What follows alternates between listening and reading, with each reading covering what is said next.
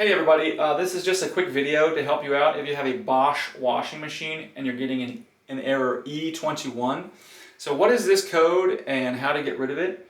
So the E21 code comes up when the machine senses that there's too much suds or too much foam inside the machine.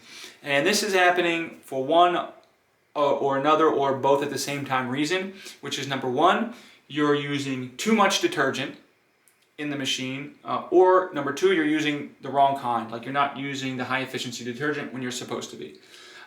So what you need to do in this situation is, number one, you got to get rid of the air. And to get rid of the air, you just need to restart the machine, run the machine without the detergent, and let it rinse. So you can even just do a whole cycle with nothing in it, no detergent, and just let it rinse it all out of there. Get it all nice and cleaned out.